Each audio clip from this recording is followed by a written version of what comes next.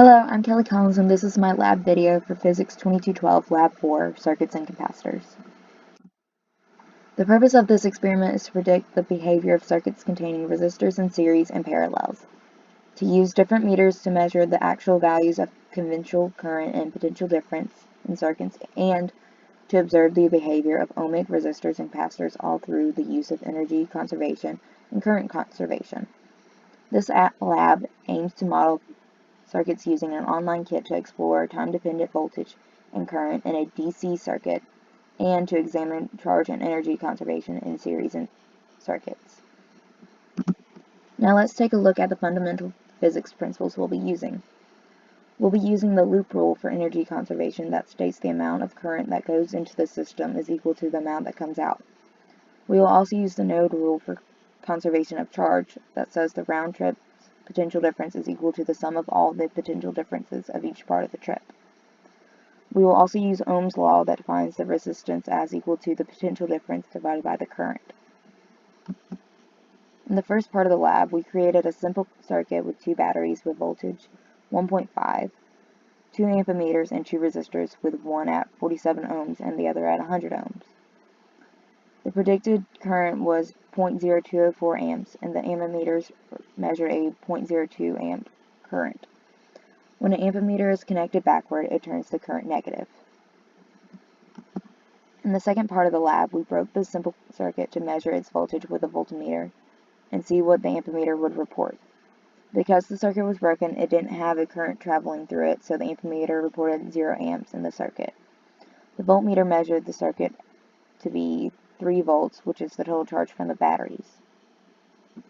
In the third part of this lab, we measured the potential differences in the simple circuit once we reconnected it. I found that only 3 parts of the circuit had a potential difference. Parts A, B, C, D, and E, F at negative 3.959 and 2.041 volts, respectively. The predicted potential difference for round trip is 0 volts, which is what the actual round trip came out to be.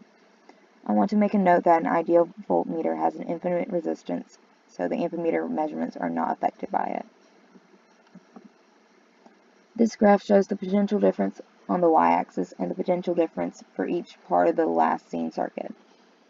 You should notice that only parts of this graph that have a slope correspond to circuit parts with a potential difference. Now let's take a look at what happens when we place an ammeter parallel to a resistor. The current passes through the ideal wire and the parallel ammeter to avoid the 100 ohm resistor.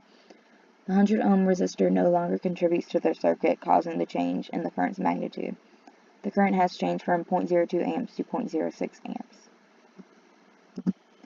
Next, we'll see what the actual resistance should be.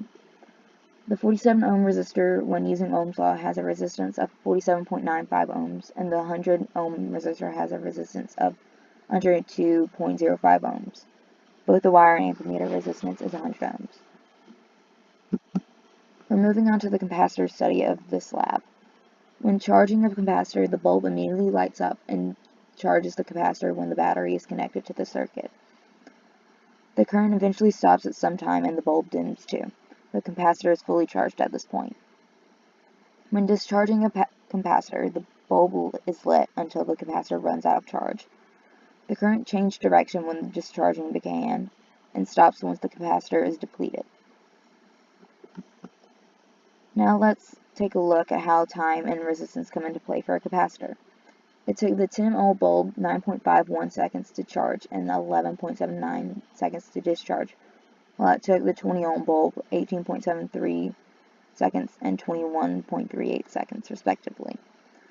The resistance doubled and the time nearly doubled as well. Next, we'll take a look at a graph depicting the natural log of voltage divided by the initial voltage versus time. The slope of the trend line is equal to -1 divided by the time constant. -1 divided by our slope, -1 or 0.1351, gives us a time constant of 7.402 seconds. The expected time constant was 6 seconds, meaning that we have a 23.37% error. This can be attributed to human error, where I either recorded or calculated something wrong or misused the stopwatch. To wrap up, I want to answer some questions. For the first question, the ideal ammeter has no resistance, while one in real life has a very small resistance. Using Ohm's law, we know that the resistance and current are inverse of one another. So as resistance increases, current decreases. For the second, if we used an ideal battery and capacitor, the capacitor would be fully charged when connected, but using real-life circuit components, it would take some time to charge the capacitor since each part has some resistance. Thank you for watching.